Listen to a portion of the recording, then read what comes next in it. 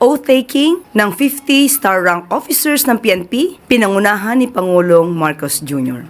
Bilang pagkilala sa kanilang serbisyo sa bayan at mga nagawa para sa ating kapulisan, pinangunahan ni Pangulong Ferdinand R. Marcos Jr. kaninang umaga sa Malacanang ang panunumpa ng mga bagong opisyal na may ranggong general. 50 star rank officers, kabilang dito ang 6 na Police Major General at 44 na Police Brigadier Generals ang nanumpa sa kanilang mga mabigat na tungkulin. Ayon kay Pangulong Marcos Jr., ang pag-angat ng ranggo ng mga opisyal ay hindi lamang patunay sa kanilang katapatan at kahusayan sa serbisyo. Ito'y sumisimbolo rin sa dagdag responsibilidad na nakapatong sa kanilang balikat, mga responsibilidad na susubok sa kanilang tatag, prinsipyo at higit sa lahat, malasakit sa bansa at sa kapwa Pilipino. Hinimok ng Pangulo ang mga nanumpang opisyal na pag-igihin pa ang trabaho para sa bayan, maging patas sa lahat at protektahan ang dignidad ng taumbayan at ingatan ang kredibilidad ng institusyon at tiwala ng sabayan ng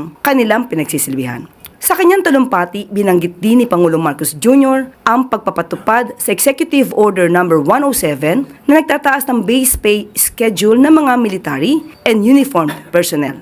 Magsisimula ang implementasyon nito sa January 1, 2026 at i-adjust sa 2027 at 2028. Bukod dito, dinagdagan din ng Pangulo ang kanilang daily subsistence allowance. Ang lahat ng ito ay patunay sa buong suporta ng Pangulo at administrasyon sa ating kapulisan. Isang kapulisan na may respeto sa karapatan ng mamamayan at kapakanan ng bayan. Naway manatili pong buhay sa inyong puso at diwa ang bukal at walang sawang paglilingkod sa bayan. And in our continuing effort to strengthen the Philippine National Police as a disciplined, professional, and dependable institution, upon myself voluntarily, without mental reservation or purpose of evasion, so help me God. Nararapat lamang na alagaan ninyo ang tiwalang ipinagkaloob sa inyo